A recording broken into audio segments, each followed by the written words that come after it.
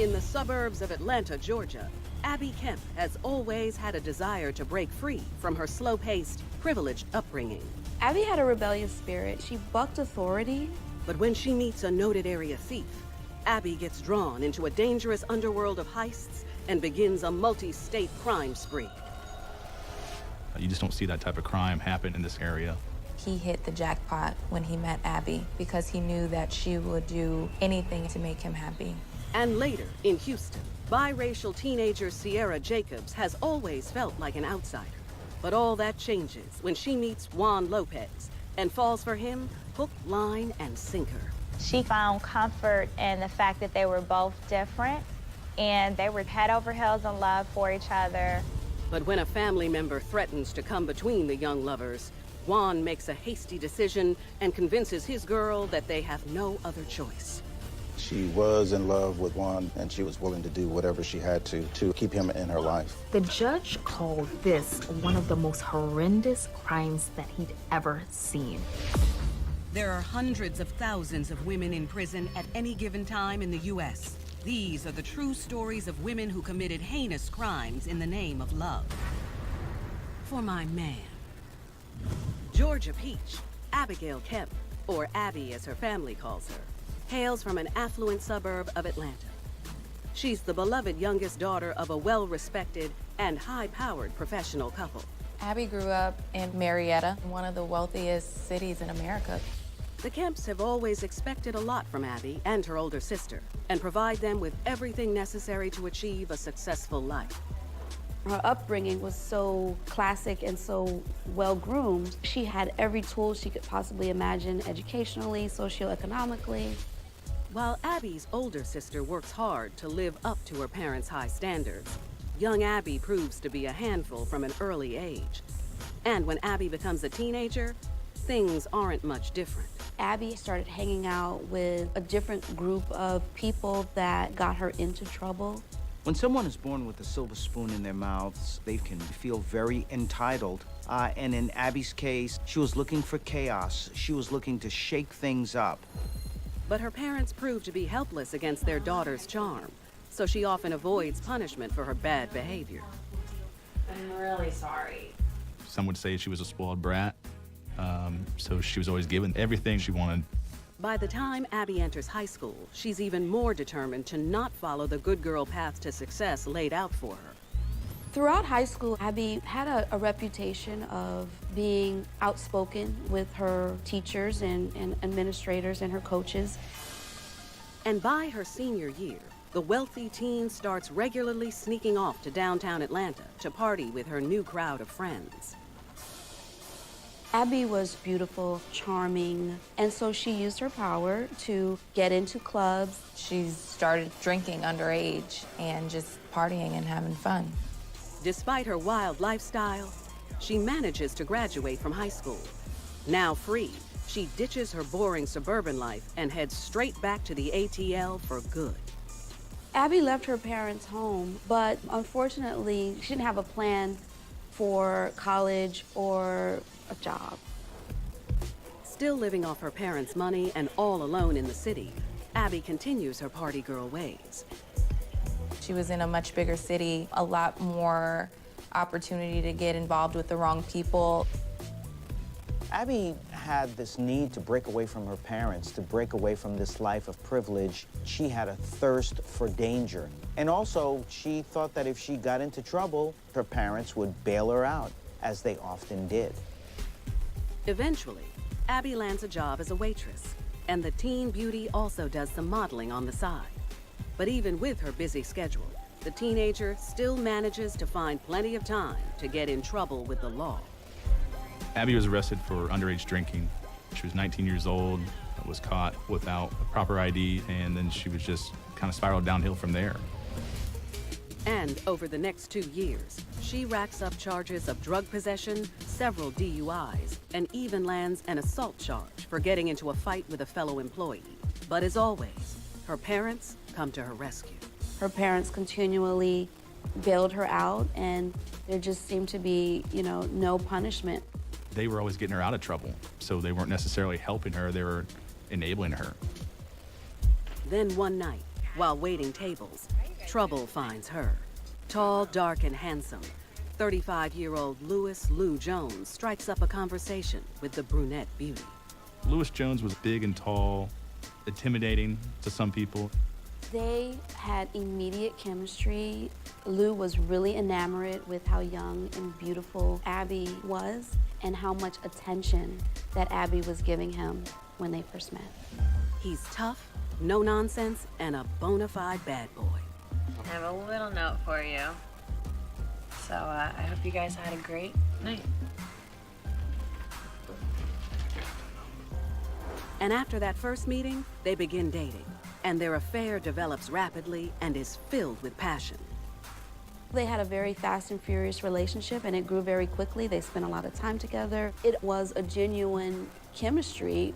Lou didn't hold back any information about his past life. He had a criminal history, and he was wanted for bank robbery. The hustler brags that he never gets caught because he knows exactly what he's doing.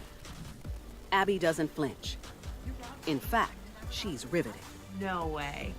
That's so hot. How do you... I think that she saw some truth in him, a level of honesty that she was attracted to. Abby thought that he would bring some excitement into her life. But Lou isn't exactly the type of guy you bring home to mama. Abby knew that her parents would not approve of Lou or his criminal past, and he was kept a huge secret. None of her friends ever met Lou. And Abby's dirty little secret will soon push the rebellious rich girl to the point of being one of the most wanted women in America. Lewis made her who she was. He saw her as a pawn. It is astonishing what she did.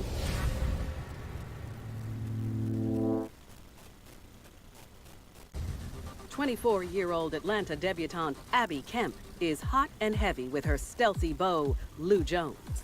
But what she doesn't realize is that he sees her not just as a dime piece, but also a partner in crime.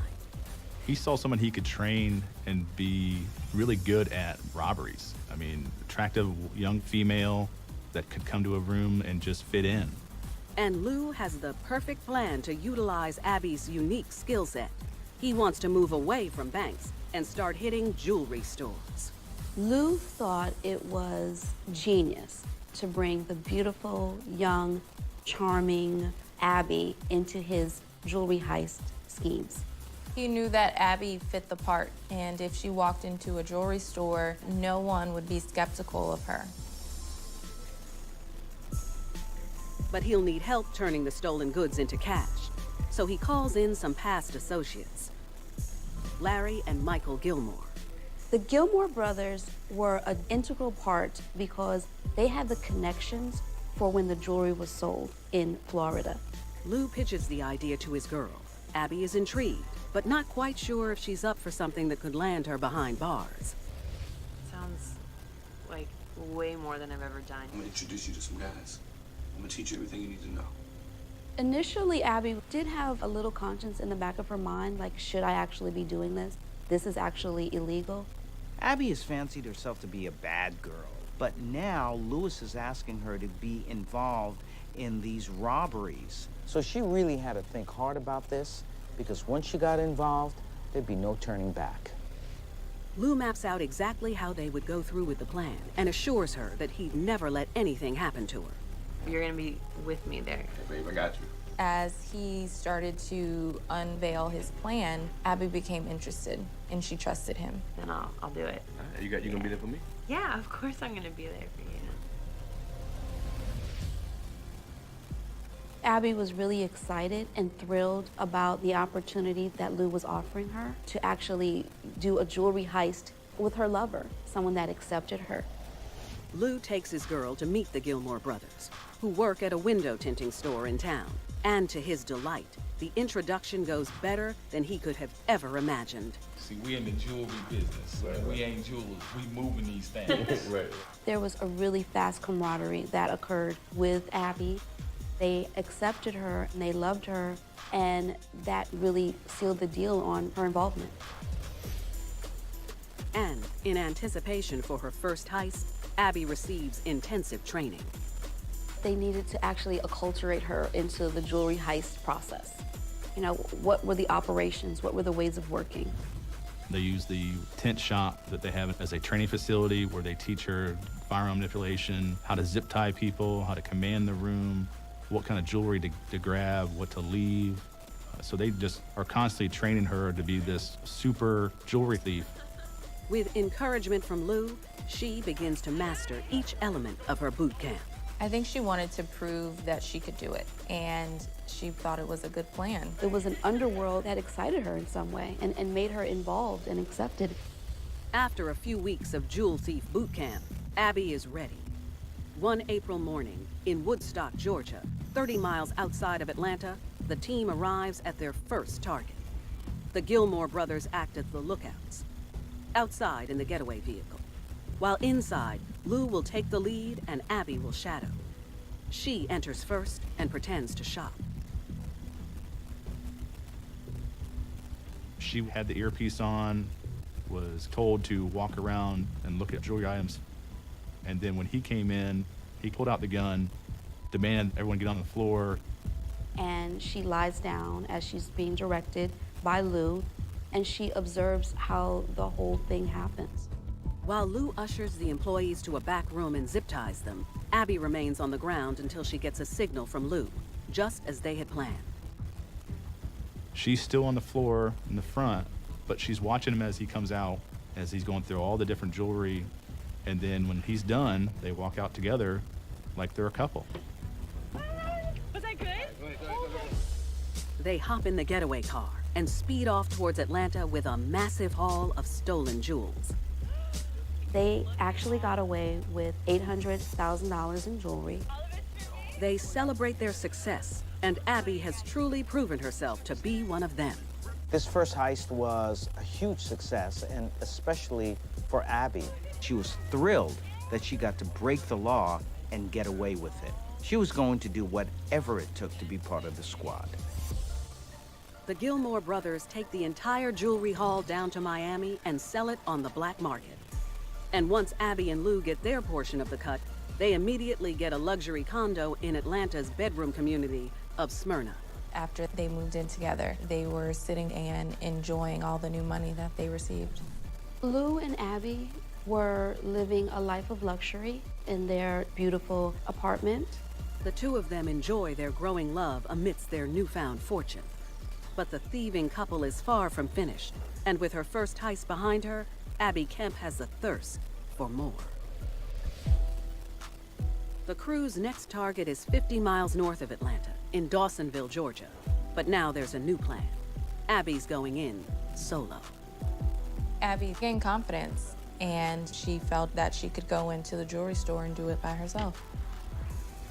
This time, armed with shotguns, the men drop her off in front of the store and park nearby to keep lookout.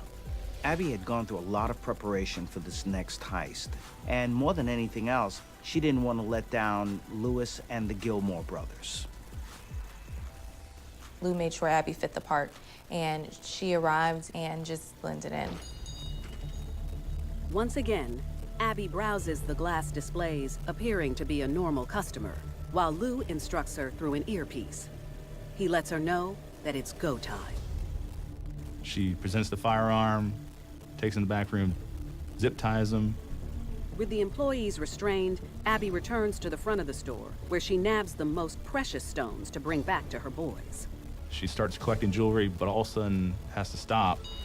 Despite all of her intense training, Abby has made a major rookie mistake. She forgot to lock the door, so another customer walked in. And later, in Houston, when outcast Sierra Jacobs finally finds acceptance in the arms of a handsome man, she must decide how far she's willing to go to protect their bond.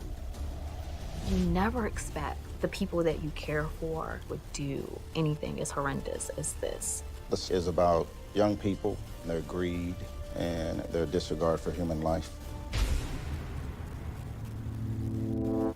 50 miles north of Atlanta, Georgia, 24-year-old Abby Kemp is in the middle of her first solo jewel heist after receiving careful training from her man, Lou, when she realizes she has forgotten a crucial step. She forgot to lock the door, So while she was in the middle of the heist, another person walked in. The customer takes off, fearing that police could be on their way. Abby gathers whatever she can and bails. In her panic, she only gets away with about $13,000 worth of jewelry. A very low haul for a high-stakes job. I messed it up so bad, I didn't lock the door. She was disappointed in herself, and she wanted to prove that she could be better. I'm sure the Gilmore brothers and Lewis were disappointed they didn't get a big amount of jewelry, but at the same time, the way she handled herself, they knew that she could do these in the future. The band of thieves dust themselves off and head back to the drawing board to map out their next robbery. And this time, to avoid the heat from their last two jobs, they decide to get out of Georgia altogether and head down to Panama City, Florida. For Abby, this next Florida heist is critical. This initial failure of forgetting to do something so basic as locking the door was something that she just couldn't live with. There was no way that she was going to allow this misstep to happen again. A few days later, on a warm August day in Panama City, she walks into a large jewelry store, determined to get it right. She locked the door, of course, and Lou and the Gilmore brothers are outside, heavily armed as usual. Abby shows her handgun, orders the two employees into the store's bathroom, and zip ties them. She walks back out to the front and then proceeds to commit the heist and taking all the jewelry. This time, Abby cleans the place out, and she's officially in the big leagues. She's able to quickly leave with approximately $700,000 in jewelry. Over the next 6 months, Abby, along with her main man Lou and the Gilmore brothers, expand their enterprise and take their act on the road. 4 more stores in 3 different states. They continued to rob stores throughout the Southeast. They went to South Carolina, Tennessee, and North Carolina. Abby's confidence grows with every robbery she commits. And after each job, the Gilmores sell the loot and then give Abby and Lou their cut. They were very successful. They were able to steal almost $4 million worth of jewelry. After nearly 10 months of back-to-back heists, Abby and Lou take some time off to enjoy their growing fortune.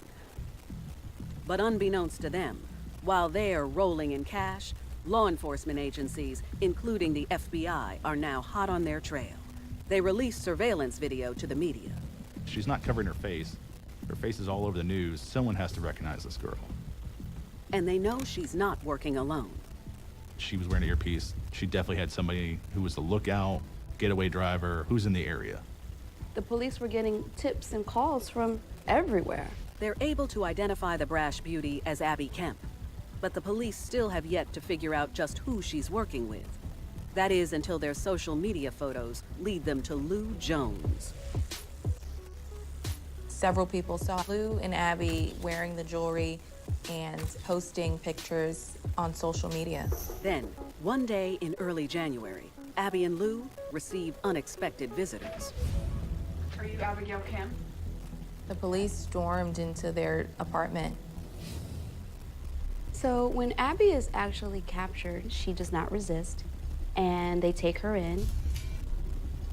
They are charged with several counts of conspiracy, robbery, and brandishing a firearm.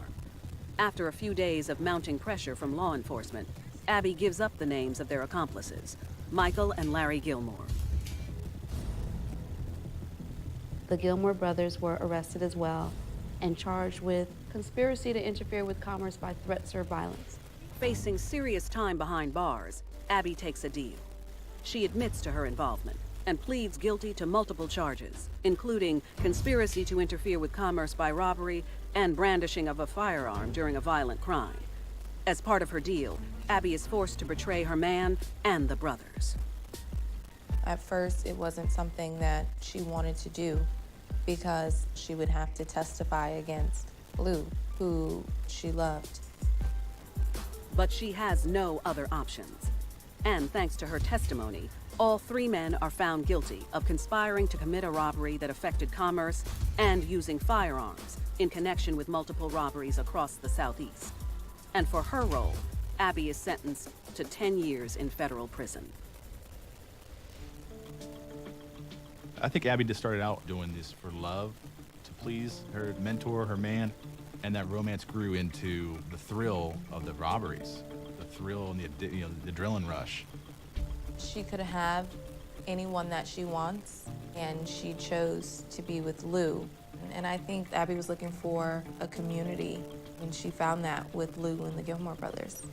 Abby always wanted to break free from her privileged upbringing. She was a person who was from the right side of the tracks, but always wanted to be on the wrong side of the law. And she found a very exciting life of crime and ended up being as far from suburbia as one can be.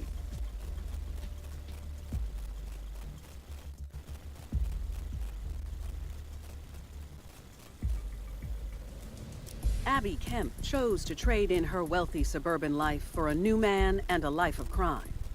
But in Texas, will Sierra Jacobs choose the man she loves or the only man who has ever shown her kindness?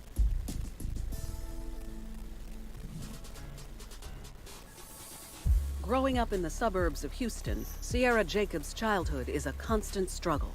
Her father wasn't in the picture. Her mother was incarcerated. And so her parents really weren't ever there for her. The one person that always has her back is her brother Carino. Carino was 2 years younger than her, and he was really all she ever had. So she probably was very protective over him. And while their mother is behind bars, their maternal grandma, Patty, takes them in. Sierra and Carino lived with their grandmother for the majority of their teenage years, and she did what she could. But despite having their grandmother as their new guardian, Sierra and Carino are mostly left to fend for themselves. Sierra had to step up and become a maternal figure to her little brother, and to have that kind of responsibility at such a young age really can affect one's maturity for years to come. But in her early teen years, things start to look up for Sierra when her grandmother starts seeing a kind man named Jimmy Ray Boyd. Jimmy was a 62-year-old male who lived in that particular area the majority of his life. Jimmy stepped in as her step-grandfather, and so they all moved into his home, and they became this big, happy family. And for the first time, Sierra and Carino had security in their life. Over the next several years, Sierra thrives in school, but she can't quite shake the feeling of being different. Sierra was biracial. Her father was African American, her mother was Caucasian. I think when you're a biracial child, you never really know which group to identify with. And then I think it was very difficult for Sierra to really figure out where she fit in.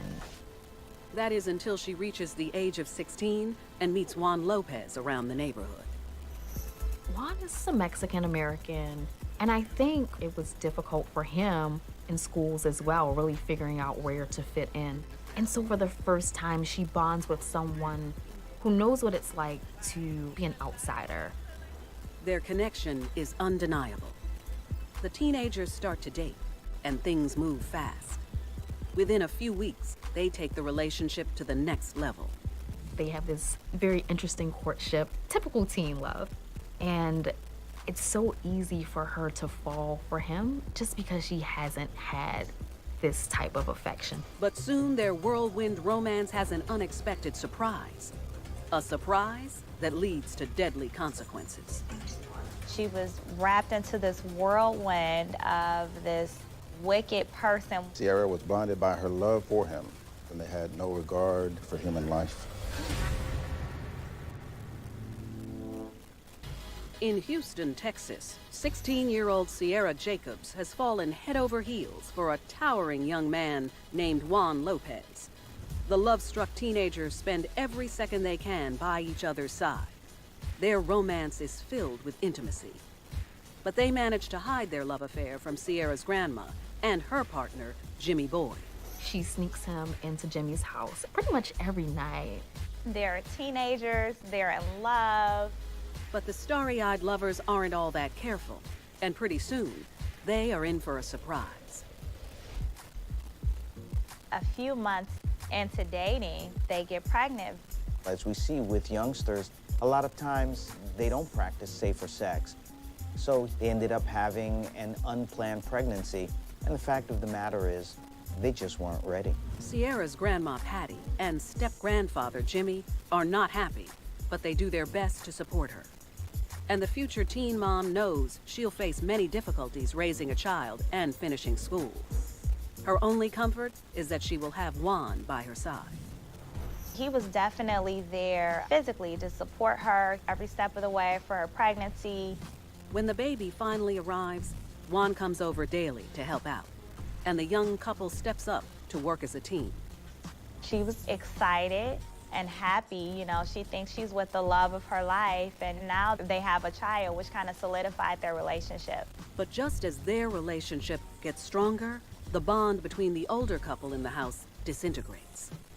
The grandmother and Jimmy separated. She left the residence and she got her own place. So she didn't only leave Jimmy, she left Sierra, she left Carino, and she left this life that she had. And, you know, this was devastating for Sierra. But Sierra is not about to leave the one place she truly feels comfortable, Jimmy's home. And her step-grandpa is more than happy to have them around. It gave Jimmy an opportunity to have a greater purpose. Now he has to take care of these 2 children and a grandchild. You know, he kind of adopted these kids. He wants the best for them. But when he finds out that Sierra is pregnant yet again, he pulls her aside and reveals his true feelings about Juan. So he has a conversation with Sierra, and he mentioned to her that, you know, I don't think Juan is good for you. I don't think this is the guy that you want to spend the rest of your life with. He has no respect. I've seen his type. Sierra makes it clear she loves Juan, and she's going to stand by her man, no matter what. It's evident to Jimmy he's stuck with Juan, so he lays down some ground rules. Juan is not to spend the night. Juan basically moved into Jimmy's home, and he gave Sierra undivided attention all the time, and Sierra needed that. Jimmy had no problems with Juan coming around for the baby and Sierra, but he was not going to enable Juan to freeload off of him. But the amorous young couple doesn't exactly follow the house rules. Sierra wanted Juan at the house regardless of how Jimmy felt. There were times that Juan would stay the night, you know, 2 or 3 nights out of the week. And soon, the young couple have another little bundle of joy to take care of. Now that he has 2 kids with Sierra, Juan is around even more, and things between he and Jimmy often get heated. It was very hostile because Jimmy just wanted to be at his house, but Juan, whenever he came, tried to rule his house. There were arguments constantly between Jimmy and Juan. When cooler heads prevail, Jimmy decides it's time to talk to Juan, man to man. Juan essentially wanted to live there rent-free. And Jimmy said, you know, you're going to have to contribute to the household. You're going to have to really step it up. Juan didn't have a job, so financially he couldn't contribute to paying the bills or any of the groceries. As the months go by, the now crowded house is making a serious dent in Jimmy's bank account. And when he learns that Sierra is pregnant yet again with their 3rd child, the gracious grandpa hits his breaking point. And he finally said, Juan, you have to go. And at that point, Juan said, no way. I'm not going anywhere. You leave. Juan wasn't going to let some old man push him around and intimidate him. And so threats were made. Sierra sits silently as the 2 most important men in her life butt heads. And as things escalate, Jimmy sees a side of the younger man that he's never seen before. And I think he really, for the first time, was afraid of Juan. And Jimmy actually had to leave his own home, and he went to stay with a friend so that he could figure things out. For the next several days, the young couple enjoys free reign of the house with their kids, while Jimmy must come to terms with his dire cash flow problems. He was in jeopardy of losing his home, so Jimmy had to reach out to his sister for help because this home had been in their family for years. Jimmy explains the situation he's in and how it's drained him emotionally and financially. I can't let them go out on the street. I mean, I'm worried about them. She listens intently and tells her brother that she's willing to bail him out. She'll take over the payments on the house. Jimmy was going to turn over the deed to his sister. But there's one condition. He's the only one she wants living there. She said, I'll help you, but you have to get rid of all of those people in your home. This was a very difficult situation for Jimmy because he really didn't want to have to kick Sierra out of the house, but he knew there was time to cut ties after having to deal with Juan being a freeloader in his home for the past 3 years. Jimmy agrees, and they make a plan to meet in the next few weeks to fill out the paperwork. A few days later, Jimmy finally returns home. He sits with Juan, Sierra, and Carino to let them know that he's out of money, and soon the house will no longer be his. They will have to leave. They all sit in stunned silence. But as soon as he leaves the room, their true feelings show. Juan gets very upset, and he's talking to Sierra and her younger brother, Carino, and he's saying, you know, what are we gonna do? We can't get put out, we don't have anywhere else to go, what are we gonna do?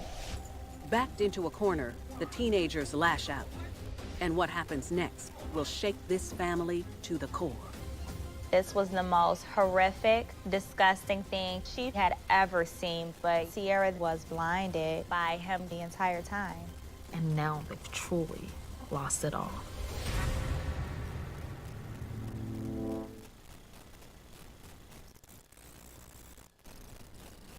In Houston, pregnant with her third child, teenager Sierra Jacobs, her boyfriend Juan Lopez, and her younger brother Carino are about to lose their rent-free living situation. Sierra's step-grandfather Jimmy has been letting them crash, but after falling on hard times, he has no choice but to kick them out. They were all very, very upset that he would even come up with the idea of them moving out. But Juan has no plans to pack his stuff. The solution for Juan was to get rid of Jimmy, and he determined the best way to get rid of Jimmy was to kill him. By his logic, if Jimmy is dead, he won't be able to sign over the deed to his sister, and the house will be theirs. Juan's saying all of these things, but she never really imagines that this is actually going to happen. Worried about her 2 children and the one on the way, the young mother sees no other options. She reluctantly agrees. And even Sierra's younger brother, Carino, is on board. The only way that I think that Sierra could have gone along with this crazy plan was Juan being so manipulative and persuasive, but also the fact that she really loved Juan. Over the next several days, tensions are at an all-time high in the makeshift family. And what's bubbling below comes to the surface one spring morning, when Jimmy announces he's heading over to see his sister. They came to the realization that since Jimmy was going to sign the papers, that it was now or never. Think the kids can go? Juan then signaled to Sierra to take the children and to leave the home. Juan meets him at the door, and he blocks him. Jimmy tells him, hey, I need to leave the house. Juan says, no, you're not going anywhere. With Carino in his room and the children out of the house, the much younger man makes his move. Juan pushes Jimmy multiple times. Then he strikes Jimmy, which knocks him unconscious. Juan grabs a hammer. He starts to hit Jimmy over the head. I mean, this guy just had no mercy. He continued to beat him and beat him and beat him senseless. But Juan is not finished. After he struck Jimmy multiple times, Juan slit his throat.